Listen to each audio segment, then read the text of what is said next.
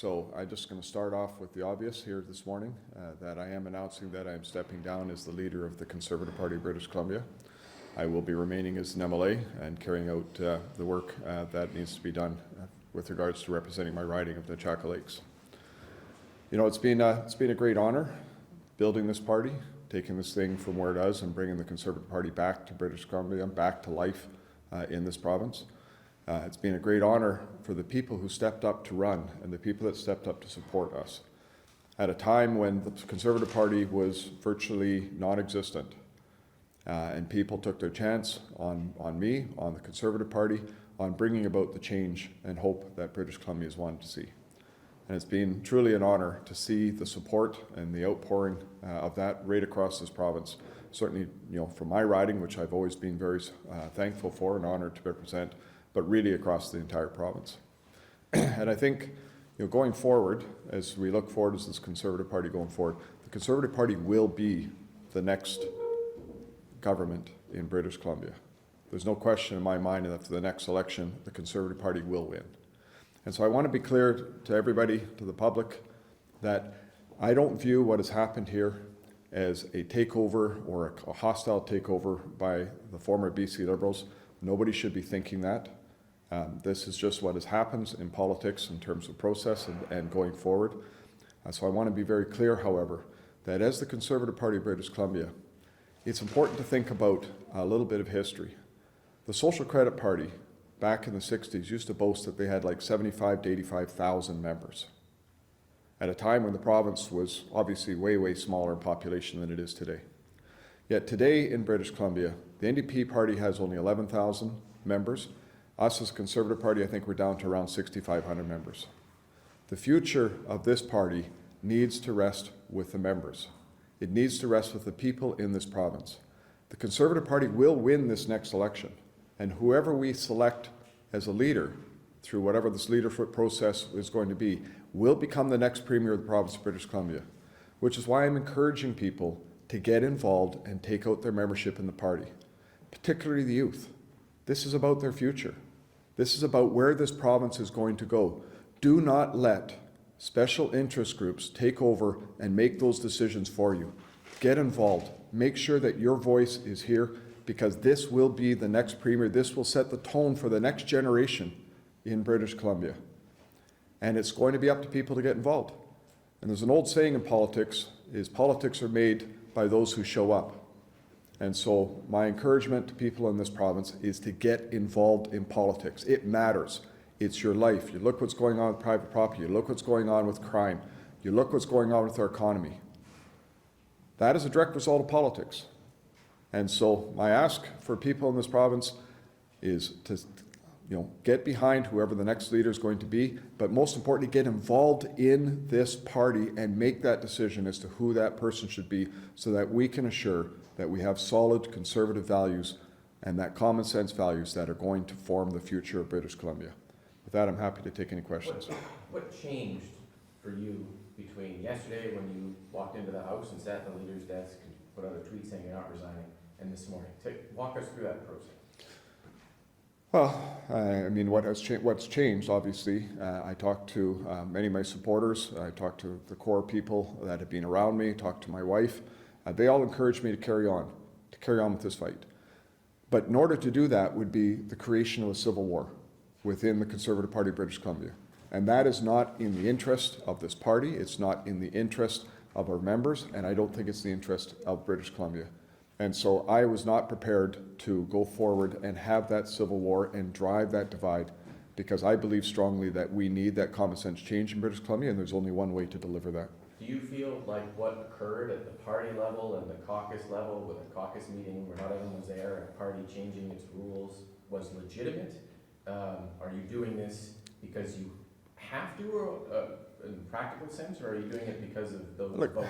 I think there's plenty of opportunity to have fought this and to go forward and do this, but essentially that's saying I want a civil war.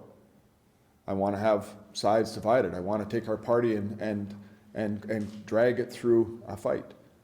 And I just look at that and I think, that's not why I built this Conservative Party.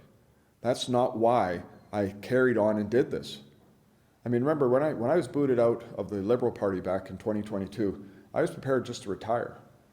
And my wife convinced me that I should carry forward and try to make this change and this difference. And I think I have made that change. I've made a huge change in difference in terms of politics in British Columbia. But I had to make sure that it's not about me. And so if I go forward with the Civil War, I'm making it all about me. And that's not what this party should be. This party should be about our future. When you say Civil War, do you mean the right versus the center? Like who are the No, factions? I'm one faction versus another. It doesn't matter where the factions are. A civil war means that you're signing up people on one side versus signing up people on the other side. You're fighting it out. A good leadership race is what this party does need going forward. And leadership races, as everybody knows, can be messy enough. It doesn't need to be messy before we get into that process. How are you feeling? I mean, you've put so much of yourself into this. We've seen you travel around the province, and you obviously felt passionately yesterday about wanting to stay on, and I guess the events in the intervening hours have changed your mind, but how are you feeling? Well, look, I'm still passionate about this party. I still care deeply about this province. That's why I started doing this, and I'm not going to stop just because I'm no longer the leader of this party. I'm going to carry forward and do everything I can to help build and grow this party to make sure it is the strong party for the next generation in British Columbia. How do I feel about it? I mean, obviously I'm disappointed. I would love to have stayed on and made some of the changes and done that sort of thing. But as I said right from the beginning, this can never be about me. If it becomes about me, then I'm here for the wrong reasons. The right thing to do is what I've always said this party needs to stand for. And that means for me as leader as well. Do you think that your caucus, the 39 people, including yourself, will stay together as a unit? It's a tough tent to keep together, but is the plan now, as you understand it, you would have spoken to Trevor Halford. I guess a couple of questions. Are they going to stay together at the moment? Is he going to be the interim leader? And do you have any thoughts on who should be the leader going forward? So ultimately, this is going to be, and the way our Constitution is written, is that when a leader steps down, it is the management committee that picks who the next interim leader will be. So Caucus obviously has a say, but our Constitution was written at a time when we didn't have a caucus, when we weren't an official party, so it didn't anticipate this sort of a situation, unfortunately. So there's changes that are needed in our Constitution to bring it a little more modernized than what it is today. But ultimately, you know, it's going to be up to caucus in terms of what they want to do. And what I'm encouraging all of our caucus members to do is to set aside the differences and focus on the growth that we need in this party and focus on making sure we have a good leadership race that grows this party and that brings the confidence of the people in British Columbia together so that we can form that Conservative government. And I am confident that will happen.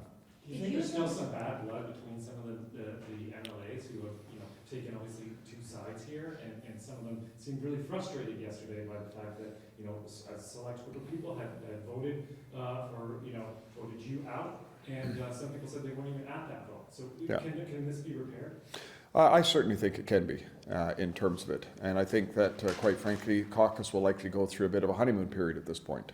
What I have encouraged all the people who are supporting me and people who did not support me, is set aside those differences for the good of the party, for the good of where we need to go as a province. Set aside those differences and let's go into, you know, a good leadership race. Several MLAs were either kicked out of the party or left because they say their leadership. How do you feel about them potentially coming back to the party now that you are no longer leader?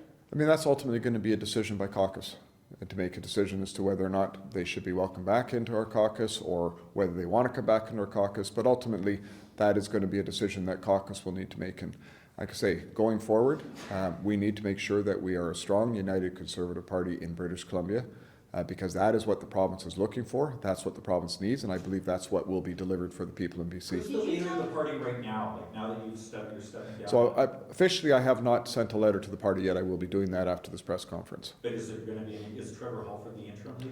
That's going to be a decision, like I say, by the management committee. And so they've already had a vote. I don't know if they're going to change that vote. Caucus may have a different opinion, you know, in terms of where that goes. That's going to be a discussion that obviously is going to be had, in the future. For the moment, it is designated to be Trevor Halford. More than 30 years ago, when there was the whole draft Dan Miller to be premier thing after Mike Harcourt, he characterized politics in BC as a blood sport. Yeah. How would you characterize it? Well, I would say this. It certainly isn't for the faint of heart. Did you tell Steve Cooner to wrap up his debate yesterday so that the session would end early and hope that that would allow you to hang on if the session ended yesterday instead of today? No, given the chaos, well, first of all, no and yes. So, given the chaos that was happening within our party, it made no sense to carry forward and have the House still running today. So I did encourage Steve Cooner to wrap up those bills. They were bills that were going to pass. They were not contentious. We didn't need to drag them out. So I encouraged him to do that, to wrap up, so that first of all, it would give some breathing room for us as a caucus to be able to move forward, as opposed to having the pressure of what was going on in the legislature. Did you consider, sometimes leaders quit and they leave their seat and they move on to Yep. sort of clear that slate? Sometimes they stay and sit as part of the caucus. What was your sort of rationale in choosing to stay as an MLA, and pros and cons of that? So a couple of things, and first of all, I think I want to be able to support the caucus in whatever way makes sense to do that. But also, as we go through a leadership race, at some point down the road, if it's a leader who is not currently an elected member, there may be an opportunity to talk about that in the future in terms of whether they would be interested in running a riding like mine or not. So I plan to stay forward and as part of our caucus until such a time as either it's the next election, which I don't plan to run in again, or a time that it makes sense. How do you plan to work with, I guess, the 20 MLAs who signed that letter? Obviously, the names were anonymous, but Yeah. How do you plan to work with them still as a member of the party and, continue to have productive relationships going forward? So it's one of the things that I guess is just in my nature is, I don't hold grudges with that. I understand why people did the things that they do. And so I have no issues. I have no agenda or axe to grind with regards to it. My job is plain and simple going forward, which is to do everything I can to support the growth of this party and make sure that we have a good leadership race and that we're positioned to take on the NDP and win in the next election. Can I ask you, John, you've already talked a little bit about some of the things you're proud of, but, what do you, it's a big moment for you, what are you most proud of, and do you have any regrets? There's nothing in life that people don't look back on and say, I wish I had have or I could have done something different. But I don't have any regrets in terms of what I've done, what I built, and where I'm at today. I'm at peace with my decision, in terms of where my future is going to be. I know my wife is very much looking forward to me being home. I'm sure my bird will be happier that I'm home in terms of it. But ultimately, I just felt this is the right thing to do. And like I said, when I ran in the last election, it was really simple. It wasn't about, conservative, liberal, NDP, Green. It was standing for what's right. And if we're going to stand for what's right, that also means that's what a leader needs to do, is just to stand for what's right. So, do I have any regrets? No. It is the path that has been chosen. You can't change the path. All I can do is look at what I'm doing going forward and what I'm doing today. Did you have a moment? We tend to dramatize these things, like the walk in the snow, and people want to know that moment. Did you wake up this morning and decide to do this? Was it last night? Was there a moment where you just realized you couldn't go on? Let me see. What time is it now? No, I mean, ultimately, last night I talked to a number of people, including my wife. We had our Christmas party last night and celebrated our staff and all the great work that our staff have done over this past year. Went home, went to bed, woke up this morning, called a bunch of people that have been core supporters and had a conversation about this and came to that conclusion that this was just the right thing to do. Tearing apart this party with a civil war was not the right thing to do. Right? We need to be able to always think about how we are standing and building this party going forward. So this was a this morning decision? Yeah. Yeah. I saw Kirk Newfeld in the hallway, who I don't think he was joking. He was pretty sad. Well, everybody's going to be processing this. Look, and I should have brought it with me, but ever since, or even before the election, when the election just started, I was attending, one of our rallies and events, and this lady came up to me and she gave me a stone with the word believe written on it. And she said, I just want to let you know I'm praying for you, I'm praying for your future, and we believe in you. And I've carried that stone ever since. So I didn't bring it today. It would have been good to show you all that stone. But, I just think about that. That is what this party needs to be, is people who believe in a future, people who believe in British Columbia, people who believe in what this party can do. You obviously built a very large tent going into the last election of people from kind of right across the political spectrum in a lot of ways. And do you think that there's any way that this party is, I guess, feasible in terms of that coalition moving forward? Do you feel like people from, varying views on different things can get along and remain united as a party? I absolutely believe that's the case, because people are united, and not just around the politics of ideology of Conservative or Liberal, NDP or Green. People were united because they wanted change. People were united because they wanted hope. And I don't believe that has changed. I think that is still there. And so one of the things certainly I'm going to be supporting and promoting is whoever takes on this leadership takes along that same tact, that we need to be able to accept people from across the spectrum, regardless of whatever their backgrounds were, to be able to come in and be part of that hope for our future. Can you run us through the session and say what you think the party's accomplished and what the legislature has accomplished? When I think about the Conservative Party, it's amazing to see the difference that has happened in British Columbia. If you think about it, think about the positions of where the NDP were before the last election, or think about where the positions of the NDP were before the Conservative Party became a force in British Columbia. We've changed things like safe supply. We've changed things like the carbon tax. We've changed even, David Eby saying, well, now maybe a pipeline. We've changed a lot of things in just the big strokes that are happening in BC, but lots of things on the smaller stroke. Involuntary treatment. It used to be a word that the NDP wouldn't even consider, right, in terms of that. So, I mean, there is a lot of debate that we have brought to the table as the Conservative Party of British Columbia and changed the political climate in this province already. And I tell you something, there's a lot more that will be done and needs to be done by a Conservative Party in British Columbia. Do you have, I'm just trying to get my head around, and thanks for your gracious with your time. Apparently I've got nowhere else to go at the moment. The new leader, do you have any thoughts that you wanted to share? Like, should it be somebody from this caucus, or should it be? You know what? That's going to be up to the members of the party. But like I say, my only real thought in terms of the leadership race is that I want to make sure that this party grows dramatically in membership and that everybody can see themselves as being part of this. Join the party. Don't be afraid of fundraising emails, all that kind of stuff, but become part of that decision as to who that next leader should be, because they will be the next premier in the province of British Columbia. There was a time when you were the Conservative Party, you were the Conservative MLA here. Did you imagine a moment when you would, become leader of a party with so many MLAs in the legislature? And what advice do you have for the next person to kind of take on that mantle? It's interesting. When I first jumped over to the Conservative Party, I would say to people, we're going to win this next election. And they say, what do you mean, you're going to win your seat? And I said, no, we're going to win government. And I remember it was Andrew MacLeod, I think, with Tyee. I was doing an interview with him, and I said that to him the first time. His jaw dropped. And he closed his mouth and he wrote it down, kind of thing. He said, well, what's your objective? And I said, winning government. And that has been my objective right from the beginning when I joined this party. It wasn't about any other thing. It was about forming a government.